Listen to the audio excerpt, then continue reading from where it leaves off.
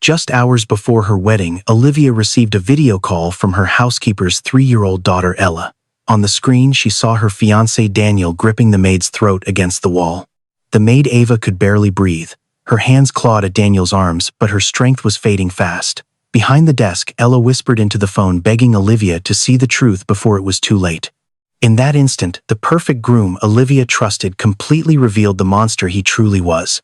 Before we continue, if you enjoy stories like this one, take a second to subscribe to the channel and turn on notifications so you never miss what happens next. Now let's go back to where it all began. The house on Maple Ridge Lane had been quiet for a long time before Ava Bennett ever set foot inside it. Olivia Carter had built a life out of steel and schedules, running a transportation empire that stretched across 3 states, and somewhere in the middle of all that success she had lost track of the years slipping past her.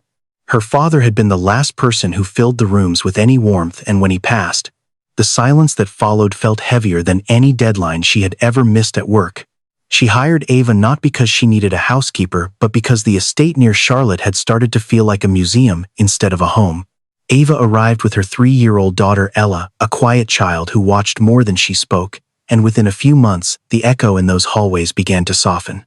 Olivia found herself lingering in the kitchen just to hear Ella's small laughter, and she began to understand that loneliness was not something money could renovate away. Ava had her own reasons for holding on to caution the way she did. She had lost her husband a few years earlier, and in the aftermath, she had learned that the world did not always listen to a woman raising a child alone, especially not when trouble came knocking. So she made a habit of preparing for the worst even in the middle of ordinary days, turning caution into something like a lullaby. In the evenings after Ella's bath, she would sit with her daughter and play a small game she called the emergency game, where Ella would practice finding the phone, pressing the picture of someone who loved her, and saying a simple sentence out loud. Ella thought it was just another bedtime ritual, something between hide and seek and make-believe, and she never questioned why her mother insisted on it so often. Ava was also careful about the phone itself. Months earlier, when Olivia set up a household security system for the staff, she had every device linked to a private cloud account that quietly backed up calls, photos, and recordings the moment they were made. Olivia had explained it simply as a safety measure, something every modern household needed, and Ava had barely thought about it since. She never imagined she would one day depend on it for her life. Olivia noticed the closeness between mother and daughter and found herself drawn into it, inviting Ella to sit at the big table for breakfast, teaching her the names of the flowers along the garden path. Ava watched this unfold with a private kind of relief, grateful that her daughter had found something like family in a house that was never meant to belong to them. For a while, that quiet trio was enough to fill the emptiness that had followed Olivia since her father's death. Everything shifted the year Olivia met Daniel Cross at a charity dinner downtown. He introduced himself as a financial consultant, and within the first 10 minutes of conversation, he had already asked about her father, her company, and the schedule that left her so little room to breathe. Olivia had spent years being courted by men who wanted access to her boardroom, but Daniel seemed different, patient in a way that felt earned rather than performed. He remembered small details from their conversations, called at the right hours, and never once made her feel like a transaction. Within a few months, he had moved into the estate, and within a year the engagement was announced with a ring that made the local papers. Olivia allowed herself for the first time since her father's funeral to imagine a version of her life that included someone waiting for her at the end of the day. She believed she had finally found a partner who saw past the company and the money, someone who wanted her rather than her assets. But the version of Daniel that Olivia saw was not the version that lived in the house when she was gone. Ava noticed it first in small, easily dismissed moments, the way his voice dropped into something colder the instant Olivia's car pulled out of the driveway. He would tell Ava to keep Ella out of the main rooms, muttering that the house would run differently once the wedding was finished, as though he were already rehearsing ownership of a place that was not yet his. Ella picked up on it faster than any adult expected her to. She stopped wandering near Daniel's study, and she started gripping her mother's hand a little tighter whenever he entered a room. Children often sense the truth in a person's eyes before their vocabulary can explain why, and Ella's small retreat from Daniel was the first quiet alarm bell in a house that had otherwise learned to trust him. Ava began paying closer attention after that, and the pattern she found was harder to explain away as simple bad temper. Daniel had started slipping into Olivia's study whenever she left for work, sorting through folders that had nothing to do with wedding planning. Insurance documents, property records, contracts bearing the company letterhead, all of it passed through his hands during the hours the house was supposed to be empty. There was also the man in the gray jacket, a stranger who parked several houses down the street and slipped through the back gate to meet Daniel among the hedges. Ava learned from a passing comment that his name was Marcus, though nothing about their meetings ever felt like a friendly visit. They spoke in low voices, heads bent close together, and whenever Ava came near enough to catch a few words, the conversation would shift into something deliberately vague, as if they had rehearsed how to sound harmless. Daniel also began pushing Olivia toward decisions that seemed too large for a man who claimed he only wanted to make her life easier. He suggested she sign a financial power of attorney before the wedding, insisting she was too busy running her company to manage every account herself. He brought up changing the beneficiary on her life insurance policy, framing it as something every engaged couple did, a symbol of shared trust rather than shared risk. In front of Olivia, he called Ella his little princess, scooping her up with an ease that made Olivia's heart swell every time she watched it. But the moment Olivia turned her back, his expression would flatten into something unreadable, and he would warn Ella in a low voice not to touch anything that belonged to him. Ella never told her mother about those warnings in words, but she showed it in the way she flinched whenever Daniel raised his hand near a shelf or a drawer. Ava carried all of this quietly for weeks, unsure how to frame suspicion into something Olivia would actually hear. She did not yet understand what Daniel wanted, only that his affection seemed to switch on and off like a light controlled from somewhere else in the house. She told herself that maybe grief and independence had made her overly cautious, that perhaps she was seeing danger in a man who was simply awkward around children he did not know how to love yet. That theory collapsed the day she walked past the study and saw Daniel photographing pages from the copies in the safe with his phone. When he noticed her in the doorway, he did not scramble to hide anything the way a guilty man might. He simply smiled and explained that Olivia had asked him to organize the paperwork for their life together after the wedding, as though the explanation itself was proof enough that nothing was wrong. Ava decided that night she could not carry the suspicion alone any longer, and she brought everything to Olivia the next morning before the household staff arrived for the day. She described the meetings with the man in the gray jacket, the hours Daniel spent alone in the study, and the way Ella had grown afraid of a man who was supposed to become her stepfather in a matter of weeks. She kept her voice steady, choosing facts over feelings, hoping that precision would carry more weight than emotion. Olivia listened, but the words did not land the way Ava had hoped. She reminded Ava gently at first that Daniel had already warned her this might happen, that a housekeeper facing the loss of her position after the wedding might grow anxious enough to imagine threats where none existed. Olivia did not intend the comment as cruelty, only as reassurance, but it struck Ava harder than any accusation could have. The conversation ended with Olivia asking Ava not to make assumptions about the man she loved without solid proof, a request that felt reasonable to Olivia and impossible to Ava in equal measure. Olivia kissed Ella's forehead on her way out that morning, unaware that the child had heard every tense word exchanged between the two women she trusted most. Ava stood in the hallway long after Olivia's car disappeared down the driveway, turning the decision over in her mind the way she turned over grocery lists and schedules, searching for the option that kept her daughter safest. She could pack their bags and leave that same week, walking away from a comfortable job and a woman she had grown to genuinely care for. She could keep pushing the warning until Olivia finally listened, risking her position and her paycheck on a theory she still could not fully prove. Or she could stay quiet on the surface while watching everything from the corner of her eye, waiting for the moment when Daniel's mask slipped far enough to show everyone what stood behind it. She chose the third option, though not without fear settling into her chest like a stone that refused to dissolve. That evening, she pulled Ella onto her lap earlier than usual and ran through the emergency game one more time, watching her daughter press the picture on the phone screen and repeat the sentence back without hesitation. Ava told herself it was only a precaution, the same kind of precaution she took every year without any specific danger attached to it.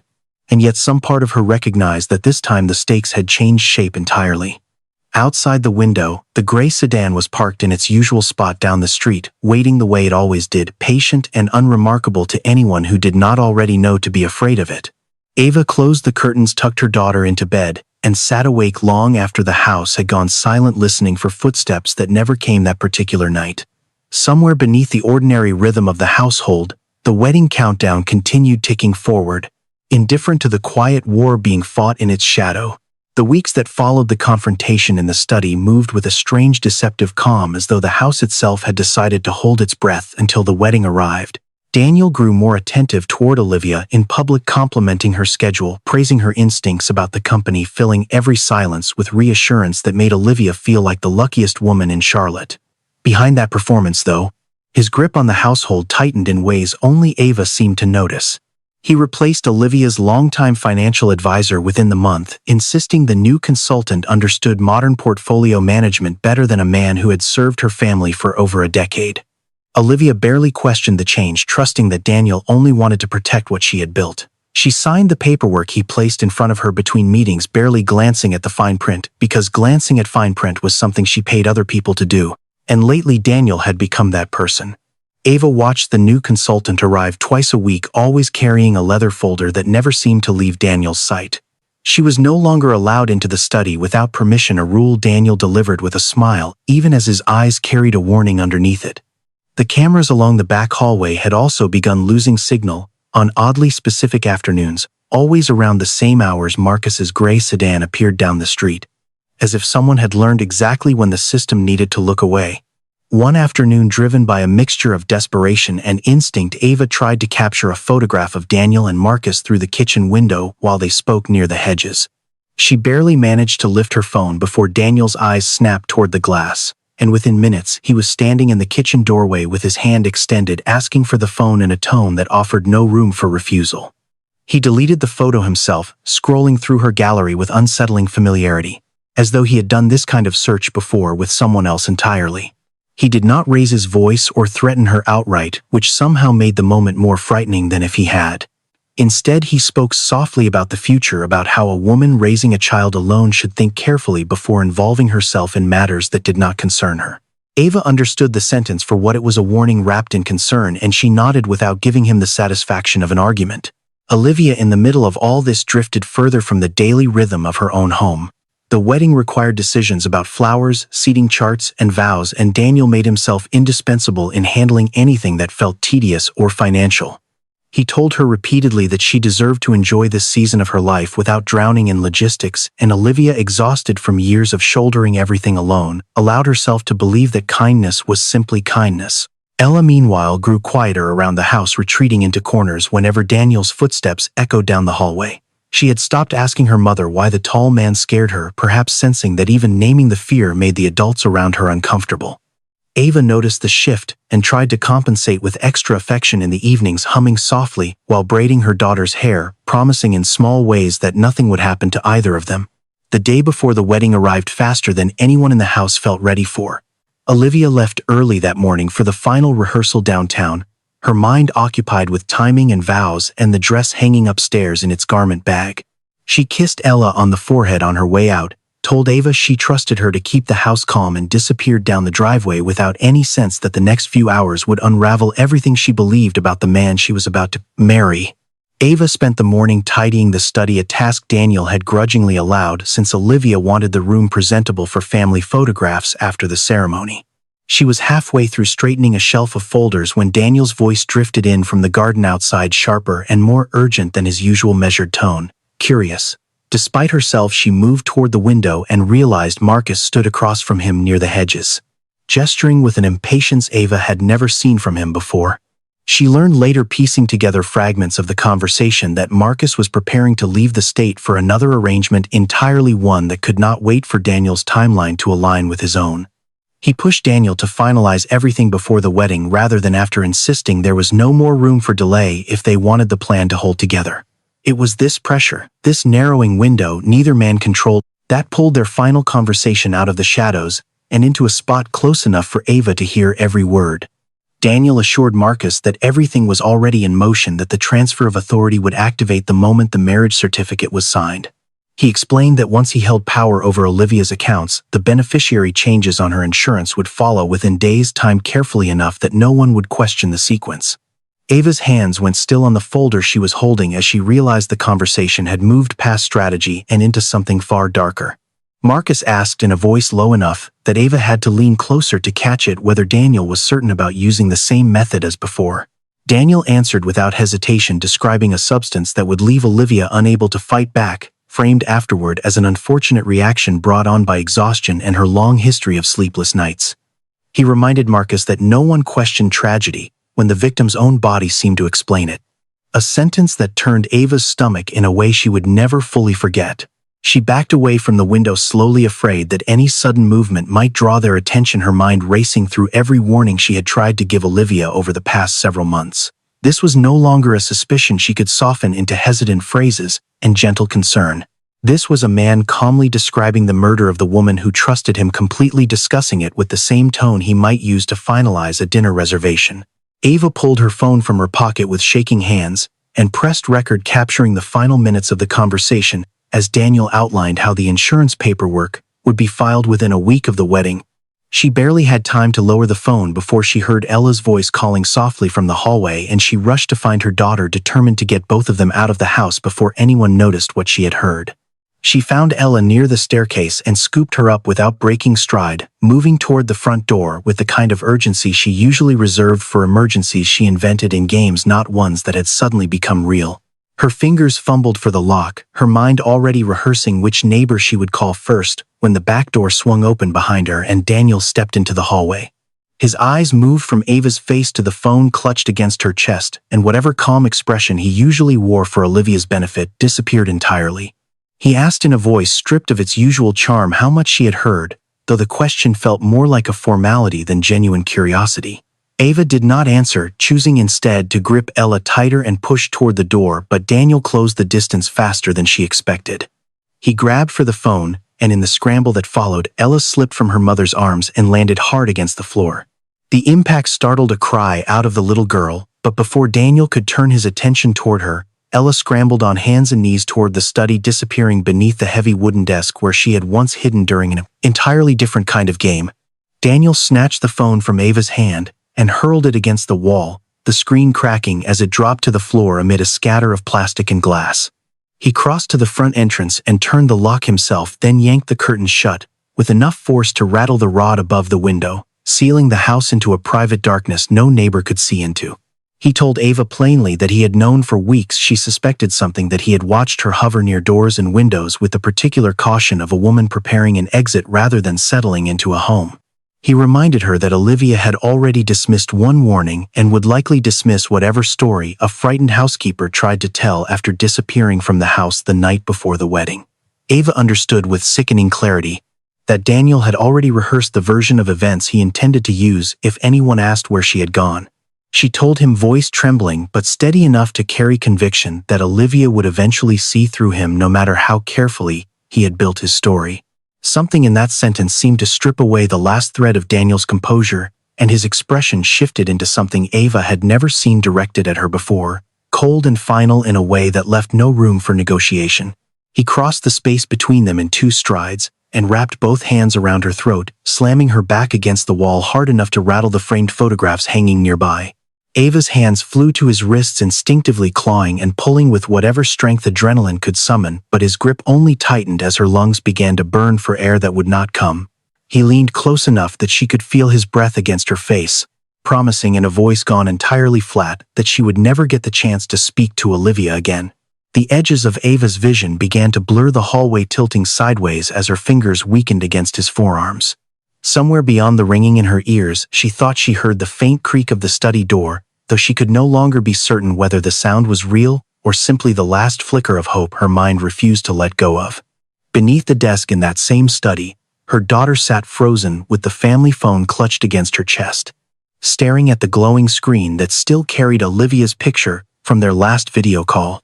Ella's small fingers trembled against the phone screen as she pressed her thumb into Olivia's photograph, the same motion she had practiced dozens of times during the emergency game, though tonight none of it felt like a game anymore.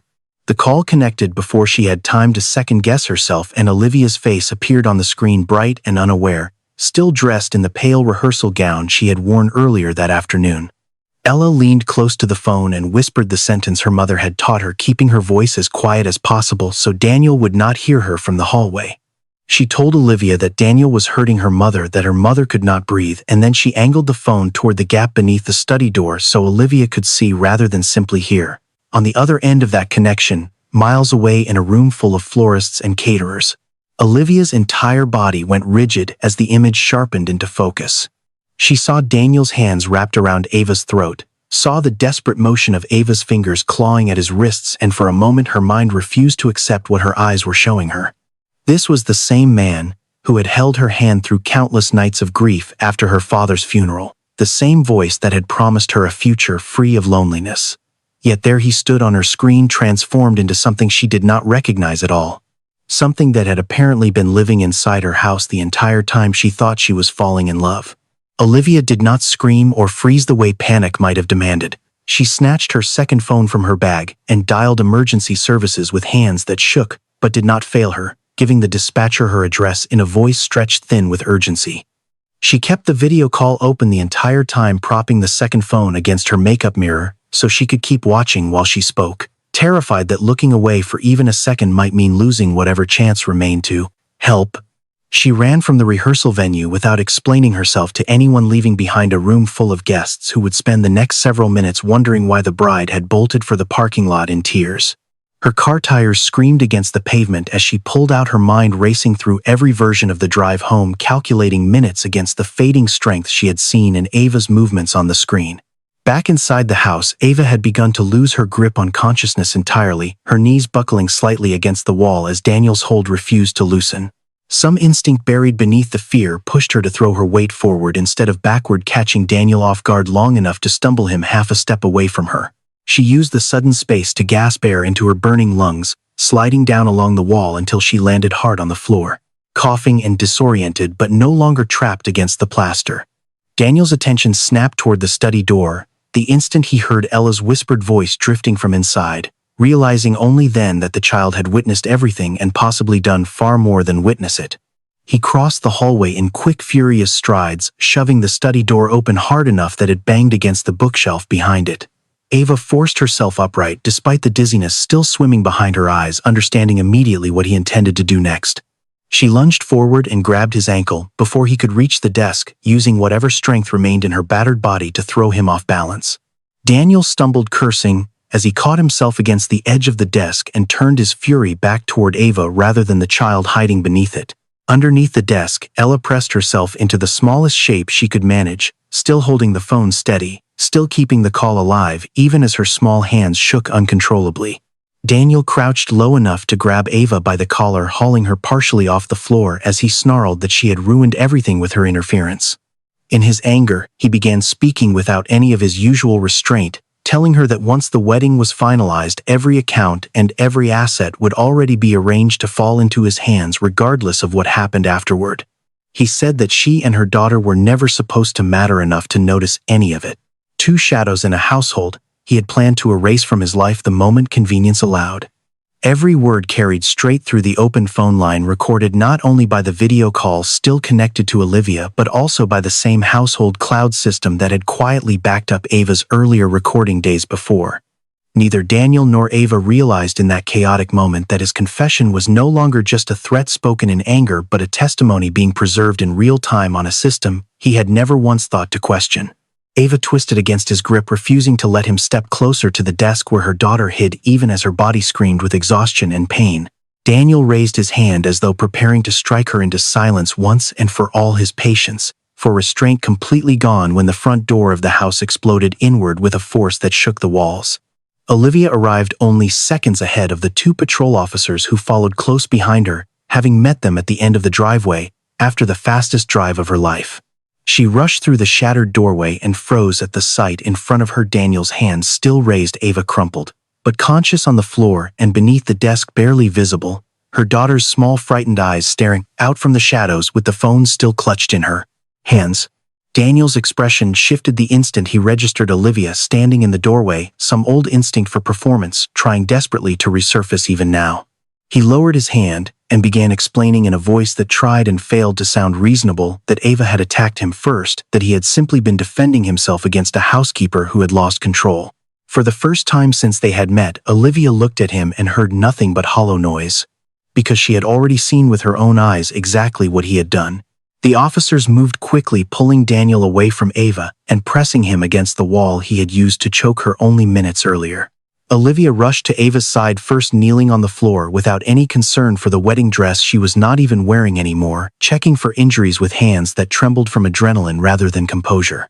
Only after confirming Ava could breathe steadily did she turn toward the desk and gently coax her housekeeper's daughter out from beneath it, gathering the shaking child into her arms, as though she might disappear if held any less tightly.